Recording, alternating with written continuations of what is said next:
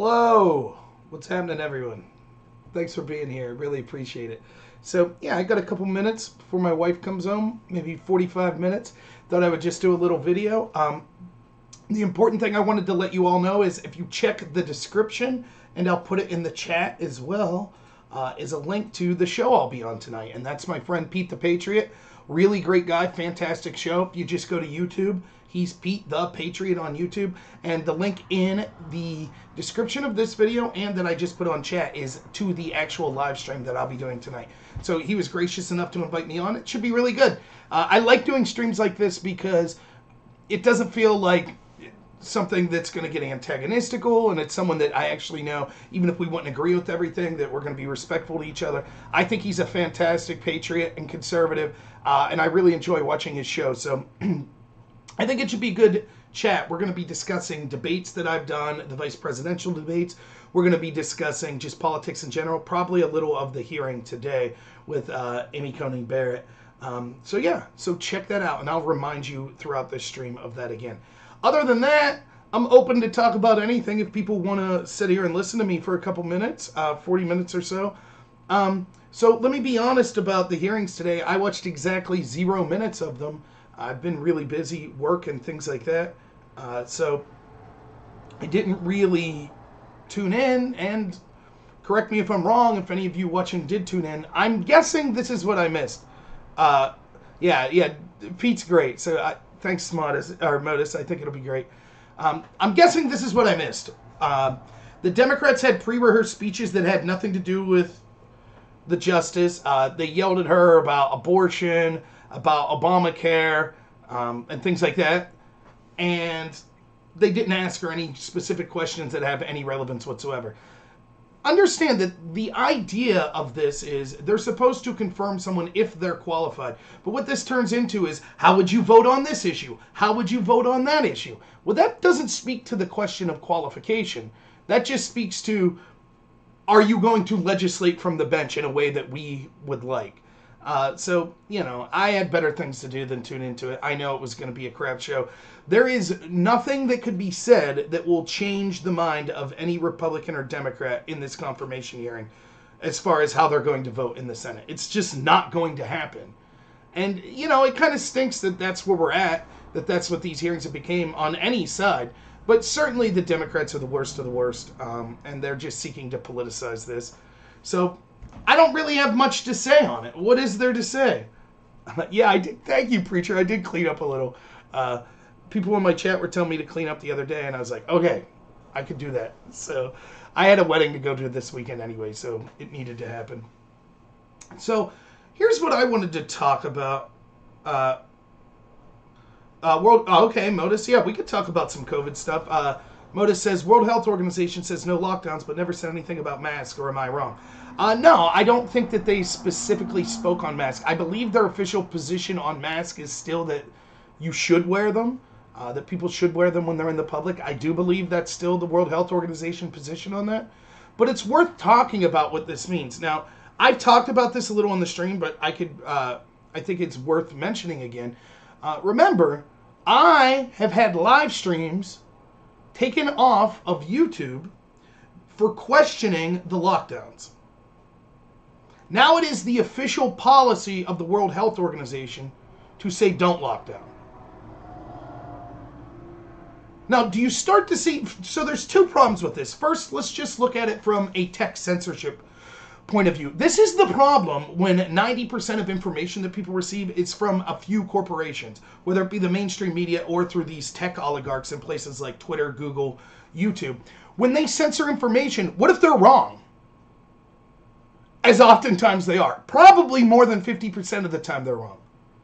And so they're like, oh, no, you can't criticize lockdowns. Let me put it in a different context. So let's say a friend of mine on the left's watching right now, and they say, yes, but we have to trust the health experts when it comes to COVID, and it would be dangerous to have people that were criticizing the health experts. Okay, we'll get back to that. But let's put it in a different context. Now that we've allowed YouTube and Google and the mainstream media and Twitter and all these places to suggest that you should be removed from the conversation, and they will ban you or remove your comments if it goes against what they believe the experts are saying, Let's say that we have another Iraq war situation, right? What if, we elect warmonger Joe Biden that wants to take us to war in places like Russia. So let's say we get Joe Biden in there, and Joe Biden comes in and he's like, oh, you know what? We found out that Russia is supplying terrorists, and terrorists did this attack here, so we got to go to war with Russia. Have to. And there's good evidence. It's like, whoa. Just like with the Iraq war, like, where's your proof? Where's your proof that Russia committed this crime? You're talking about going to a serious war with boots on the ground where Americans will die. Like, where's your proof? We have now set the precedent where it'll just be like, well, no, you can't question it. The foreign policy experts say we have to go to war with Russia. You can't question that. You're going to be removed from Twitter. You're going to be removed from YouTube. The media is not going to question it. And so now, if you are on the left and you were skeptical of the foreign policy of people like George Bush, you realize that you've just given that person or people like them the tools to censor any counter opinion you may have. You understand that, right? That's what's going on.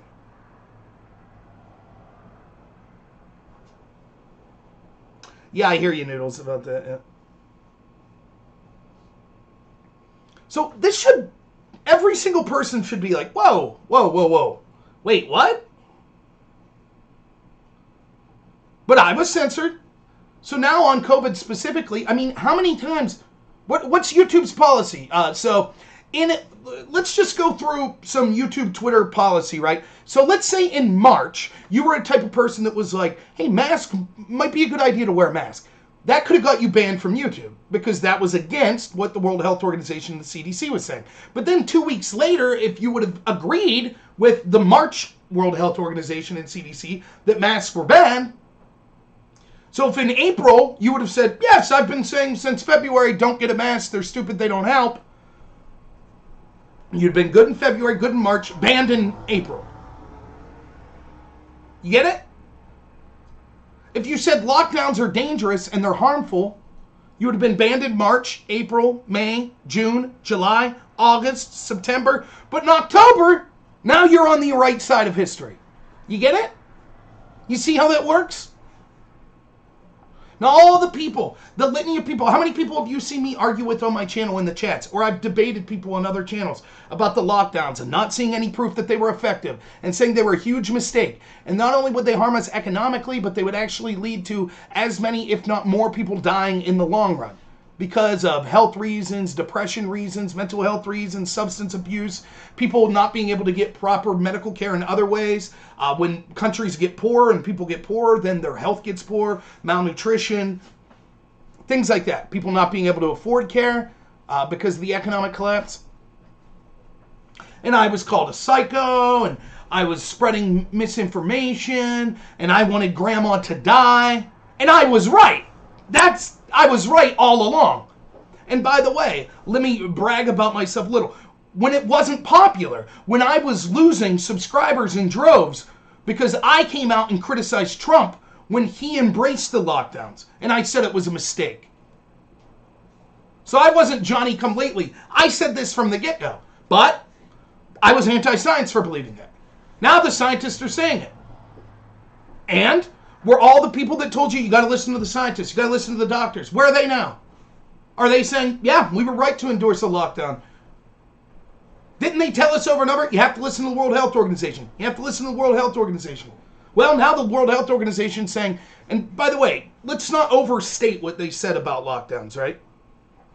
What they said was lockdowns are a short-term measure.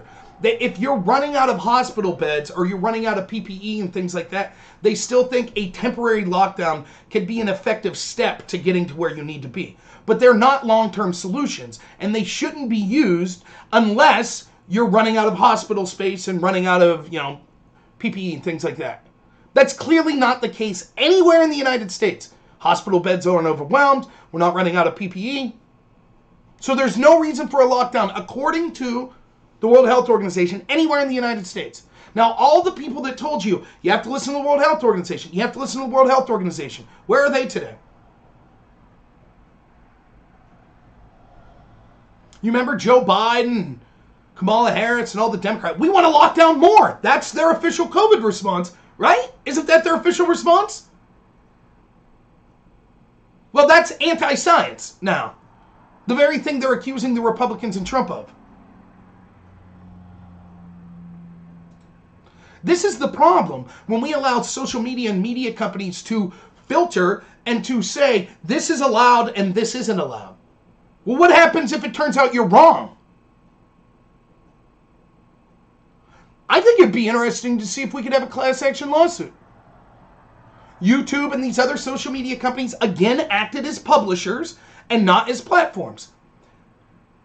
And they took out reasonable debate on whether or not these strategies were effective. As a result, people's lives were ruined. Now, I doubt that there's grounds for a lawsuit, but I think it'd be interesting. Furthering on the bias that we see, so a story that's going to get buried because of the confirmation hearing today was the story that happened on this weekend where, again, a Trump supporter was murdered. Must have been the Proud Boys, right? Was it the Proud Boys that murdered? Oh, no. It was another leftist.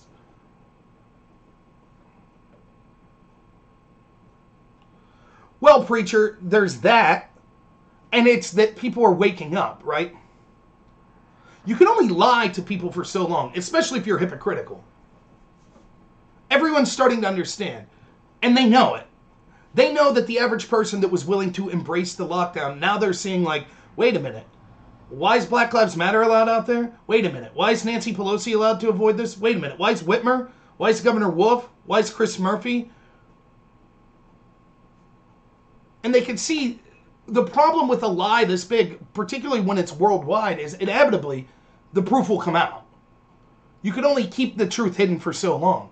And so they need to get on top of it to maintain credibility. And also the damage is done, right? They just needed to, everyone said, oh, as soon as the election's over, if Biden wins, all of the lockdowns will be lifted. Well, the damage is done. The economic damage and the argument's already there. We're 3 weeks out from the election. So they did what they needed to. But yeah, you're right. The economic, it's going to be a slaughter. I mean, we're just at the tip of the iceberg of what we're going to see the economic fallout from this. And you know what's terrible? Something like this will come along again in a year or two. Maybe it'll be COVID. Maybe it'll be the bird flu. Whatever. And they'll lock down again. Even though it's proven that it was a disaster this time, they'll lock down again. And everyone, the same crowd will be telling you, you have to trust the experts. You have to trust the experts. Well, last time it was a huge mistake. Oh, this time it's right, though. Just like all these foreign wars, right? It's always the same story. Oh, yeah. Well, we should have, the media says, we should have looked into what the intel community was saying a little more instead of just taking their word for it. Our bad. Next time we'll be more critical if they want to go to somewhere like Iraq. And then next time they say, oh, you got to believe us. You got to go to war here. You have to. You can't pull troops out of Afghanistan. You can't pull troops out of Syria. You have to embrace attacking Libya. You have to. Trust us. We know. You're a fool if you're questioning the foreign policy experts. Yeah, Bosco, that's kind of... oh, Pete's in here. Yeah, I got to behave now. No, I was just doing a video to let everyone know we'll be working on a video together tonight, a live stream, Pete. Yeah, so the story I wanted to talk about that's going to get buried was a Trump supporter murdered in Denver. Now, here's some things that I don't think are getting a lot of play about this. And it's going to speak to what you're saying, Bosco, me being critical of the police in this situation. First off, this was someone that was hired by a media company. Now it turns out that they weren't properly registered as a security guard anyways, right? So right there, there's questions that need to be answered. They took someone that a cursory Google search and social media search would have showed was a pretty big anti-leftist. Someone who was so far left that they posted, I saw someone with a Trump pin on and told them to take off that racist pin. Someone who said, F the police and things like that. So why would you hire someone like that to be security to go in to a rally that you know that they're philosophically opposed to? Unless you had double-checked and triple-checked their credentials and were like, oh, this person's really a professional. They won't leave their personal life. They're credentialed so well, they won't leave their personal life interfere with what's going on. And I'll tell you what it was. I don't have proof of this, so this is just my opinion. But Kyle Clark, I believe, is the journalist that he was embedded with. It is evident to me Antifa will have these journalists that they're friendly with. You see it in Portland all the time. And the journalists listen to Antifa. So just last night, for example, Antifa, while they were pulling down statues of Abraham Lincoln, were telling journalists, shut your cameras up. And the journalists listened. The journalists that don't listen are beaten and attacked. Or they're doxxed and they're threatened like Andy No. Kyle Clark, I believe, is probably one of those journalists. So he's an Antifa bro or buddy. And so he goes around covering these events and painting them in a positive light. He's basically their propagandist. That's what he is. And so in that effort, he brings someone who basically ideologically aligns with them as armed security. And that person then executed a Trump supporter. Now, whether or not this person has connections to Antifa is irrelevant for the discussion. It's worse than that. Certainly it was someone that attended Black Lives Matter and ideologically aligned with Black Lives Matter. But worse than that, it was someone acting as a security guard for the mainstream media. That's worse than being aligned with Antifa on its own right. Because what this shows is, this is the media literally being an enemy of the people. They hired someone who executed a Trump supporter and then made excuses for it. Oh, we didn't know he wasn't a proper security guard. They intentionally lit a tinderbox, is what they did. Now, here's where I get critical of the police. Within a handful of hours, Denver police comes out and says, oh, there's no connections to Antifa from the shooter. How do they know? Why would you make that statement? Does this happen? Let's say that theoretically someone from the other side, the Patriot side, the Trump supporter side, had shot someone. Do you think that Denver police would have came out immediately and been like, no affiliation with Trump or the Republicans? You think they would have said that? And what this showed me, Denver's statement, before they could have possibly known. Look, maybe after they investigated for a couple of days, they'd have been like, okay, we don't see any connection. What did they do? What was their investigation in 3 hours? Because there certainly seems to be some connections to Antifa. Not necessarily that this shooter was in Antifa himself, but there's certainly things that are problematic and questions that are raised. How in the world did police in Denver go through all of this information on social media and all these other places in a handful of hours to feel confident enough to tell all of us, oh, trust us, it's not Antifa? Almost like they were more concerned with telling you it wasn't Antifa than, oh, I don't know, properly investigating a murder.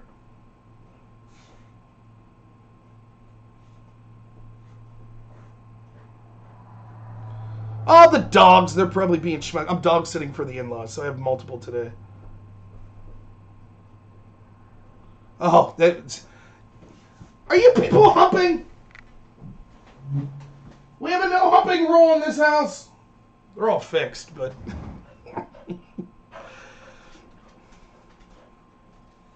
Right, and that's the truth. You know, and my comment from the... So what were the police doing? And that's what you're starting to see. You need to wake up. This is what the police are. We ironically defend the police because we defend the idea of law and order. And don't get me wrong. Most police departments are good. But in these left-wing cities that are dominated by left-wing politicians, they are using the police as their Stasi. They're not there to protect you. They're there to allow the violent left, the violent Biden supporters and Black Lives Matter and Antifa to do whatever they want. They could beat you. Ask the McCloskeys in St. Louis. They could come into your gated house. The police won't show up to protect you. They could threaten to kill you. And then when you just show that you're armed so that they leave, you're the one arrested. And the mob that broke into your residence is totally set free. Imagine that. Put the shoe on the other foot. Let's say you wanted to go to a community that's predominantly Democrat with a bunch of Trump supporters, break into their home, threaten to kill them. Do you think that you wouldn't get charged in a place like St. Louis or Denver? Of course you would. Of course. So it seems evident to me that Denver's police is doing everything they can to be political, to protect the left. That's their agenda here. We'll charge this person if we have to, just because there's public evidence that he murdered someone. But we'll do everything we can to be, please don't blame Joe Biden. Don't blame Antifa. Don't blame Black Lives Matter. Oh, no, it's nothing. Don't blame the news organization. It's not them. Meanwhile, juxtapose that to FBI busting 6 people that allegedly were trying to kidnap the Michigan governor, and Whitmer and the Chicago mayor, Lightfoot, they both say, who's at fault? Donald Trump. It's Trump's fault. Even though we could see from social media posts the people that tried to kidnap her hated Trump and had anarchy symbols in their home. So a bunch of Trump-hating anarchists try to kidnap a governor, and the Democrats say, oh, that's Trump's fault. But a bunch of left-wing media, but a left-wing media-hired goon kills a Trump supporter, and the Democrats are like, not really worth covering. Do you think if Biden supporters were being killed like this, that it would be a story? I do. This is what the left wants. This is why it's so important. And again, they lie to you over and over. They say, oh, systemic racism. All the institutions are against us. It's not true. The institutions are dominated by the establishment left. So much so that during a pandemic that they're telling you, you can't go to your mom's funeral or you can't open up your restaurant or bar, but Black Lives Matter is allowed to loot it by the 100,000. Oh, that doesn't spread the pandemic. We don't have to charge them. They're everything they accuse you of. Oh, you can't, ask LeBron James, you can't walk down the street as a black man or police will just shoot and kill you. You'll get killed for racial or political reasons. Meanwhile, Trump supporters are being executed, 2 and 2 months? No problem. Oh, well, no big deal.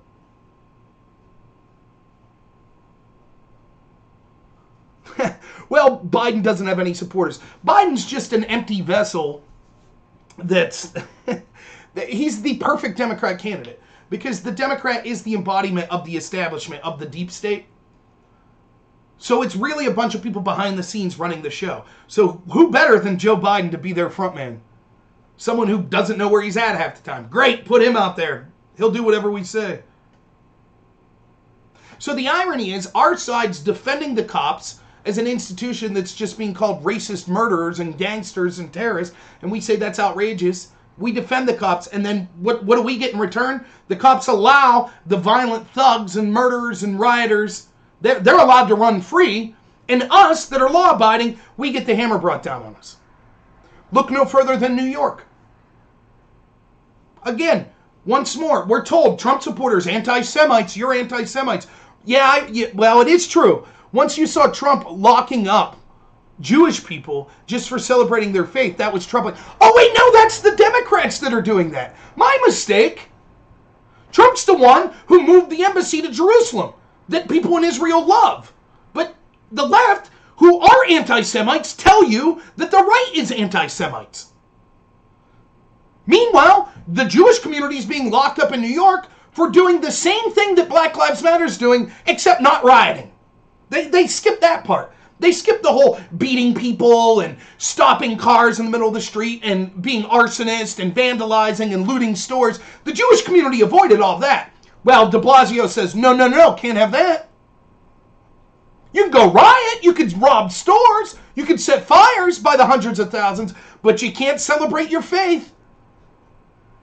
And because they control the narrative, they still are out there saying, oh, it's the right winger. I have friends on the left that are like, oh, you Nazis. Nazis? Which party's rounding up Jewish people right now?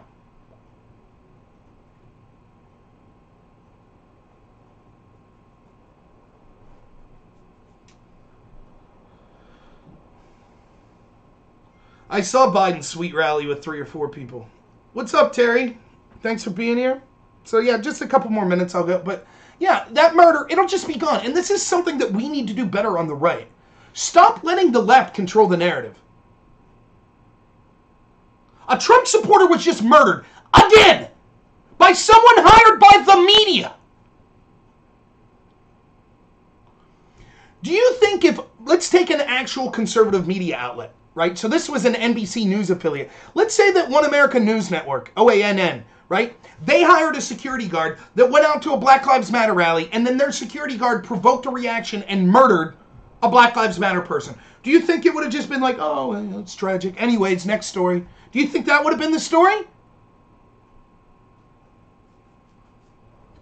Every media outlet out there would be demanding OAN be removed from the face of the earth. No longer, oh, they're violent terrorists, they're killing people. But when it's NBC, it's like, oh, of course this happened, no big deal.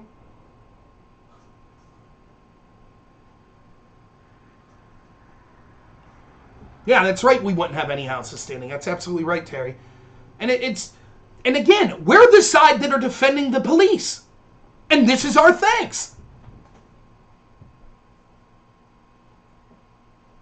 If you're a cop out there and you're listening, you need to make it clear that you're not going to follow unconstitutional orders.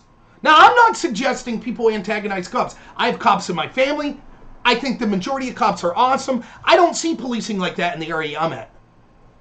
But if you're in these cities and you're a police officer, I understand you're in a tough position because you have to listen to the chain of command. But you need to understand, you can't follow these unconstitutional orders.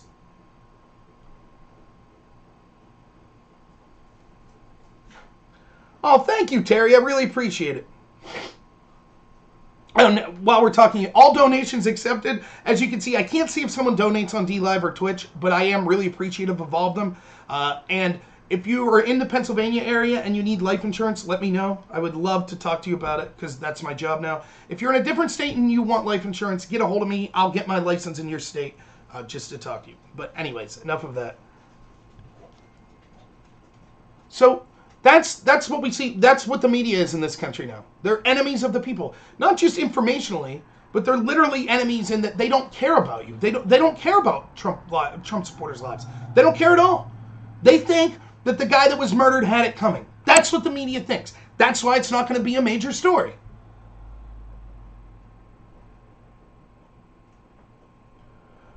Then last night, what did we see? Remember, again, another instance of Trump being right. Remember at Charlottesville when he was like, look, it starts with them pulling down Confederate statues. Next thing you know, they'll be pulling down statues of George Washington and Lincoln.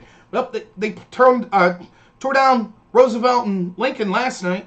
So a group that's claiming to be against systemic racism tears down the statue of the president that freed the slaves. Make sense? Getting it? It's almost like their agenda's not about racism, and it's more about destroying the history, culture, and actual political apparatus of the United States. Because that's what it is. It's a communist political movement.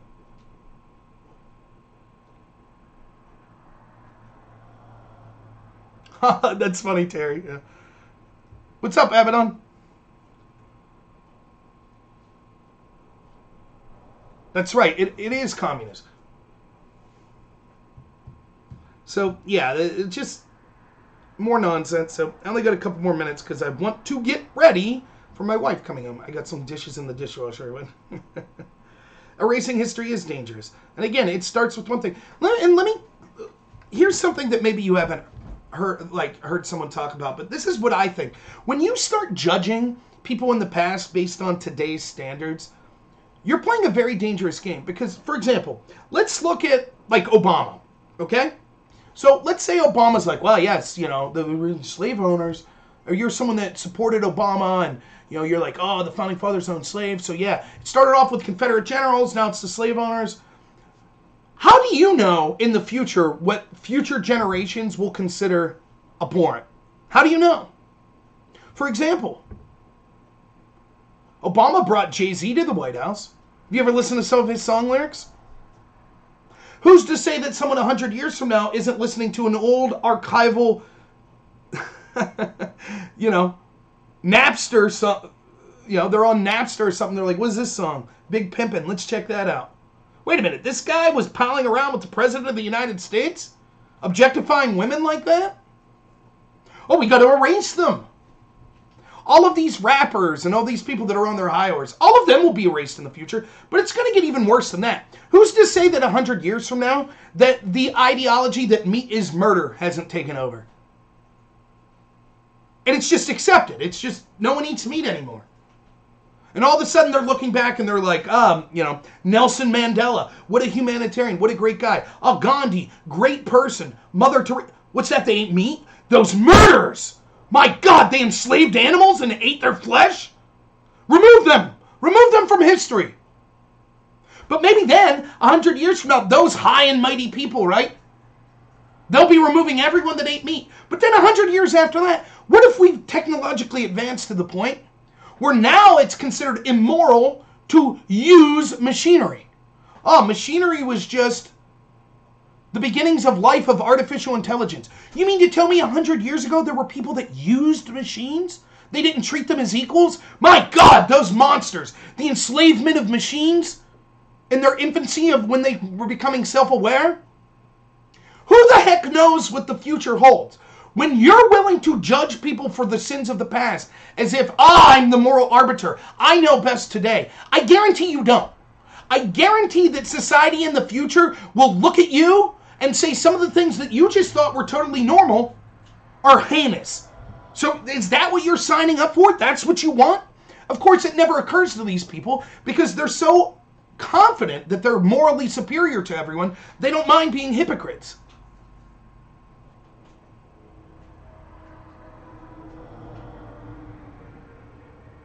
Yeah, I hear you, Bosco. Then the machines kill us.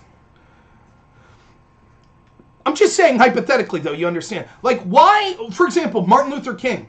It turns out that he was probably a womanizer. Does that mean we remove all the MLK boulevards? All mentions of MLK? Do we remove Martin Luther King Day? What we looked at as Columbus Day is today? Oh, you're celebrating that womanizer? Is that where we're going to go? Is that what's going to happen? It's just nonsense.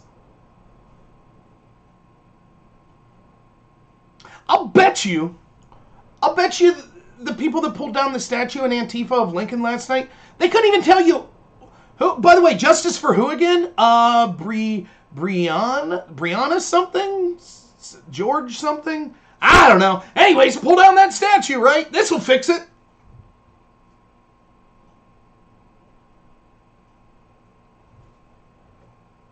Oh, I hear what you're saying, Modus, but I'm just saying. Judgments are in the eye of the beholder.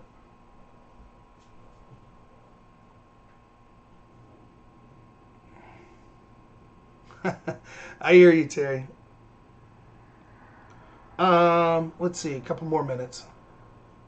So yeah, I think that the Republicans make a huge mistake allowing the other side to control the narrative. I will guarantee you, if a Biden supporter or a Black Lives Matter person had been shot and murdered by a security force of a conservative media outlet, it would be front page news everywhere today. There would be cameras in Trump's face right now. Do you condemn this? Do you condemn it? Oh my God, do you condemn this? Do you condemn it?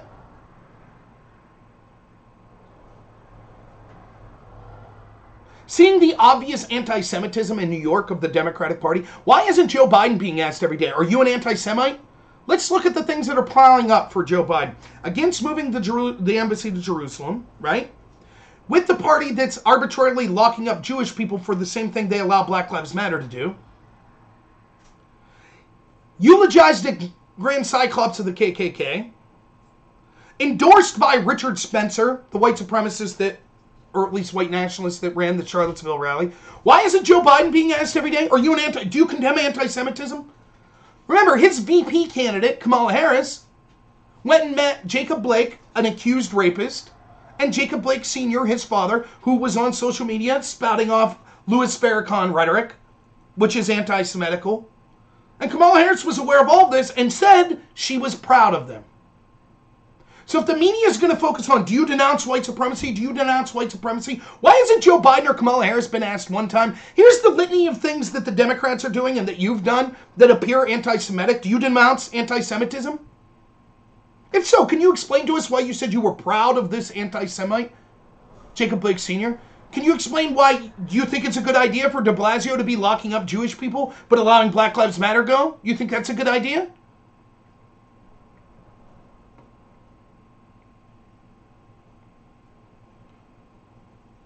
So, alrighty, I am sorry to leave. I know it wasn't a long video, but follow me, again, link in the description on Pete the Patriots channel tonight. I put the link also for the actual video in the chat.